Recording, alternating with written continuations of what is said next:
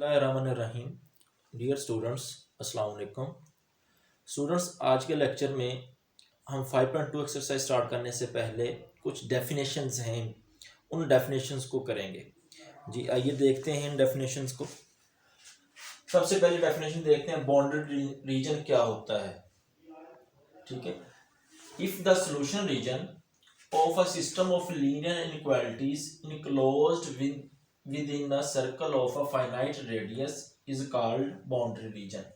अगर हमारे पास इनक्वालिटीज हैं, इनक्वालिटीज को यूज करते हुए हम एक सोल्यूशन रीजन बनाते हैं।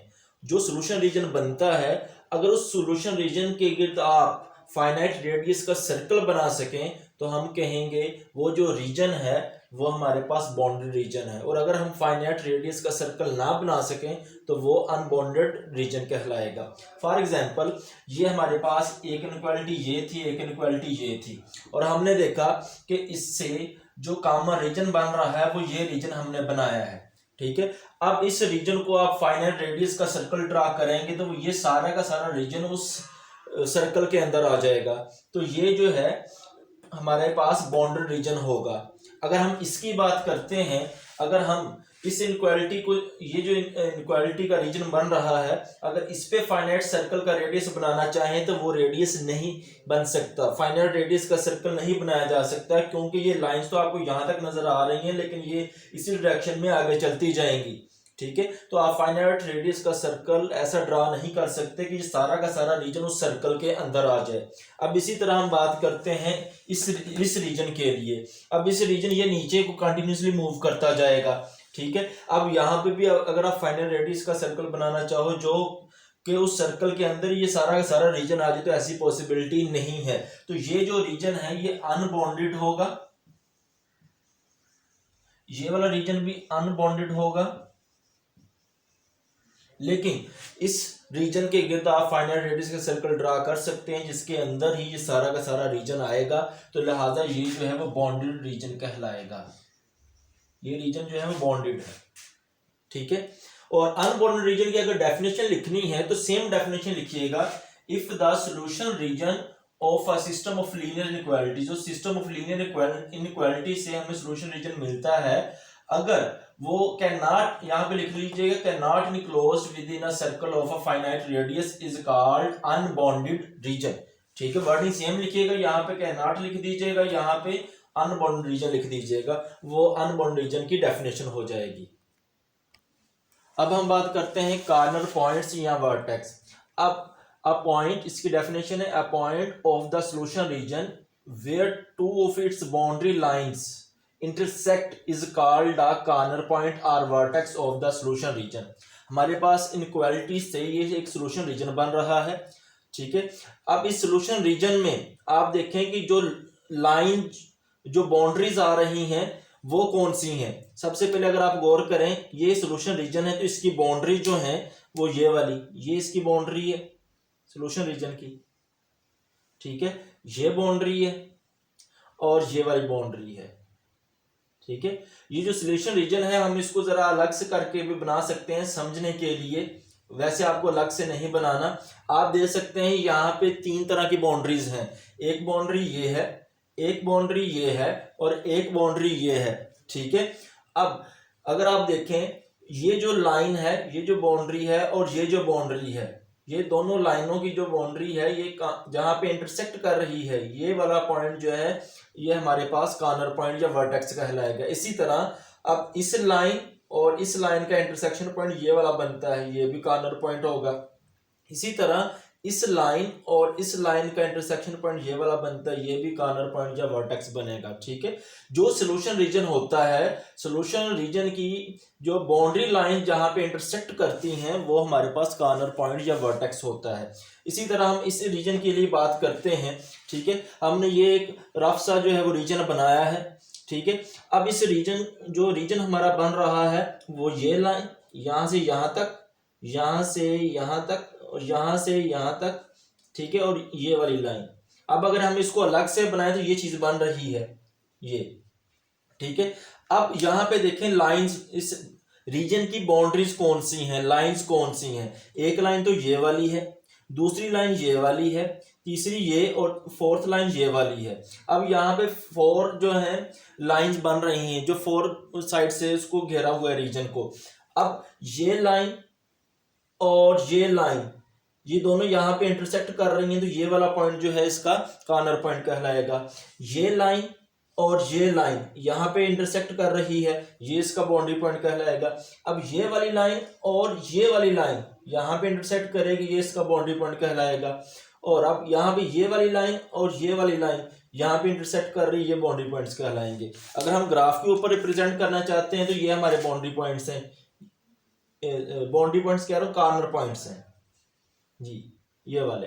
ठीक है, यहाँ पे 3 हमें कॉर्नर पॉइंट्स मिल रहे हैं। अगर हम यहाँ पे देखें, ये कॉर्नर पॉइंट है, ये कॉर्नर पॉइंट है, ये कॉर्नर पॉइंट है और ये एक कॉर्नर पॉइंट है। हमने रीजन के गिर्द देखना है। अब देखने में तो ऐसे भी लग रहा है यहाँ पे भी इंटरसेक्शन हो रही है लाइन की। ठीक है, यहाँ पे इंटरसेक्शन हो रही है, तो इसे फिर आप कॉर्नर पॉइंट कहना बैठ जाएंगे। यहाँ पे भी इंटरसेक्शन हो रही है, तो ये कॉर्नर पॉइंट्स नहीं है। कॉर्नर पॉइंट्स वही होंगे जो रीजन के होंगे। A point of solution region, जो सोल्यूशन रीजन का आपका जो बाउंड्रीज होंगी उनका इंटरसेक्शन पॉइंट जो है वो कॉर्नर पॉइंट या वर्टेक्स कहलाएगा। अब बात करते हैं प्रॉब्लम कंस्ट्रेंट्स। जो भी हमें क्वेश्चन के अंदर इनक्वालिटीज गिवन होती हैं, वो इनक्वालिटीज कह लें या रिस्ट्रिक्शंस कह लें, क्योंकि उसमें लेस देन या ग्रेटर देन, ये लेस देन इक्वल टू या ग्रेटर देन इक्वल टू ये साइन यूज होते हैं, तो ये रिस्ट्रिक्शंस ही होती हैं। अगर हमारे पास जो प्रॉब्लम के अंदर जितनी भी इनक्वालिटीज हैं, अगर हम उनकी बात करें तो वो हमारे पास प्रॉब्लम कंस्ट्रेंट्स कहलाएंगी। बाकी डेफिनेशन दे सकते हैं, the linear inequalities are restriction involved in the problem concern are called problem constraints. ठीक है, अब बात करते हैं नॉन नेगेटिव कंस्ट्रेंट्स या डिसीजन वेरिएबल। जो x greater than equal to 0, y greater than equal to 0, ये नॉन नेगेटिव कंस्ट्रेंट्स कहलाती हैं, क्योंकि x greater than equal to 0 ये भी पॉजिटिव होता है, y greater than equal to ये भी पॉजिटिव होता है, इसलिए ये दोनों पॉजिटिव हैं, तो इनको हम नॉन नेगेटिव कहेंगे, यानी ये नेगेटिव नहीं है, पॉजिटिव कंस्ट्रेंट्स हैं। ठीक है, और इन्हीं दोनों वेरिएबल को हम डिसीजन वेरिएबल्स भी कहते हैं। ठीक, अब बात करते हैं सबसे इंपॉर्टेंट जो डेफिनेशन है जिससे हमारे डायरेक्ट क्वेश्चंस आगे हमने करने हैं, वो है फिजिबल रीजन। फिजिबल रीजन क्या है? हमारा जो सॉल्यूशन रीजन होता है, अगर वो फर्स्ट क्वाड्रेंट में आ जाए तो हम उस रीजन को कहते हैं feasible region. The solution region of inequalities restricted to the first quadrant. अगर हमारा सॉल्यूशन रीजन फर्स्ट क्वाड्रेंट के अंदर ही आ जाए तो वो कहलाएगा फिजिबल रीजन। और फिजिबल रीजन के लिए, फर्स्ट क्वाड्रेंट के लिए जो इनइक्वालिटी यूज होती हैं वो ये है, x greater than equal to 0, y greater than equal to 0। जब ये दोनों इनइक्वालिटीज आ जाती हैं तो क्वाड्रेंट लाजमी तौर पे फर्स्ट क्वाड्रेंट होता है। ठीक, अब जो भी हमारे पास फिजिबल रीजन के जितने भी पॉइंट्स होते हैं, हर पॉइंट हमारा फिजिबल सॉल्यूशन कहलाता है। यहाँ पे आपसे डेफिनेशन पूछी जा सकती है, फिजिबल सॉल्यूशन क्या है? तो जो भी फिजिबल रीजन, एक फिजिबल रीजन बनता है जो फर्स्ट क्वाड्रेंट में बनेगा, उसका जितने भी पॉइंट्स हैं वो फिजिबल सॉल्यूशन में आते हैं। ठीक है, और अगर उन तमाम सॉल्यूशंस को, तमाम पॉइंट्स को हम एक सेट की शक्ल में लिख लें तो वो फिजिबल सॉल्यूशन सेट कहलाएगा। A set consisting of all the feasible solution of the system of linear inequalities is called feasible solution set. ये शॉर्टकट ना लिखिएगा, प्रॉपर लिख लीजिएगा, सॉल्यूशन सेट लिख लेना इसको। ठीक है, अब हम बात करते हैं डेफिनेशन कन्वेक्स रीजन कि कन्वेक्स रीजन क्या है। If the line segment obtained by joining any 2 points of a region lies entirely within the region, then region is called convex। देखें पे एग्जाम्पल से इस चीज़ को समझिएगा, बाद में डेफिनेशन देखें आपको अच्छे से समझ आएगी। हमारे पास फॉर एग्जाम्पल ये एक सोल्यूशन रीजन है, इसको मैंने शेयर नहीं किया, ये आप शेयर कर सकते हैं, ये एक सोल्यूशन रीजन है। ठीक है, अब देखना चाहते हैं ये जो सोल्यूशन रीजन बन रहा है क्या ये कन्वेक्स है या नहीं है। हम यहाँ पे जो भी 2 पॉइंट्स लेंगे इस रीजन के, फॉर एग्जांपल एक पॉइंट ये लिया, एक पॉइंट ये लिया, अब इन दोनों पॉइंट्स को हमें एक स्ट्रेट लाइन से ज्वाइन करना है। फॉर एग्जांपल मैं इन दोनों पॉइंट्स को स्ट्रेट लाइन से ज्वाइन कर रहा हूँ। अब ये अगर स्ट्रेट लाइन कंप्लीटली उसी रीजन के अंदर रहेगी तो हम कहेंगे कि ये जो रीजन है ये कन्वेक्स रीजन है। फॉर एग्जांपल कोई और 2 पॉइंट ले लें, यहाँ पे इन दोनों पॉइंट्स को हम अगर ज्वाइन करते हैं तो ये कंप्लीटली जो है इस रीजन के अंदर ही लाइन रहेगी। जो भी 2 लाइन आप पॉइंट लोगे उनको ज्वाइन करोगे तो वो इसी रीजन में लाइन रहेगी। ठीक है। तो इसलिए ये जो हमारे पास है ये कन्वेक्स रीजन कहलाएगा। अब इसकी बात करते हैं, यहाँ पे भी आप कोई से 2 पॉइंट ले लें, फॉर एग्जांपल एक पॉइंट आप यहाँ पे ले रहे हैं, एक पॉइंट यहाँ पे ले रहे हैं, इन दोनों को आपस में ज्वाइन करते हैं तो ये लाइन भी कंप्लीटली जो है इस ट्राइंगल के अंदर ही रह रही है। मजीद कोई पॉइंट ले लें, एक पॉइंट ये ले रहे हैं, एक पॉइंट ये ले रहे हैं, ये रीजन का हिस्सा ही है ये सारे, ठीक है। इन दोनों को ज्वाइन करते हैं, ये कंप्लीटली जो है उसी ट्राइंगल के उसी रीजन के अंदर ही लाइन बनेगी, ठीक है। इसलिए ये भी क्या है, कन्वेक्स रीजन है। अब बात करते हैं इसकी, अगर हम यहाँ पे इस पॉइंट को ले लें और इस पॉइंट को ले लें तो इन दोनों पॉइंट्स को ज्वाइन करेंगे तो यहाँ पे ये लाइन जो है रीजन के अंदर ही रह रही है क्योंकि इसका रीजन ये और ये है। लेकिन अगर आप एक पॉइंट यहाँ पे लेते हो और एक पॉइंट यहाँ पे लेते हो, ठीक है, ये रीजन की बाउंड्रीज के ऊपर हमने पॉइंट्स लिए। अब हमें अगर इनको स्ट्रेट लाइन से ज्वाइन करना चाहें तो एक ही तरीका, आप इसको यहाँ से सीधा इसी लाइन इस पॉइंट से ज्वाइन कर सकते हो। अब अगर आप देखें तो ये जो स्ट्रेट लाइन बनी है ये रीजन के अंदर नहीं है, ये रीजन से बाहर आ गई है। अगर कोई से 2 पॉइंट्स के लिए आप स्ट्रेट लाइन ज्वाइन करो और वो जो स्ट्रेट लाइन है उस रीजन के अंदर ना रहे तो हम ये कहेंगे कि जो रीजन है वो कन्वेक्स रीजन नहीं है, ये कन्वेक्स रीजन नहीं होगा, नॉट कन्वेक्स, ठीक है।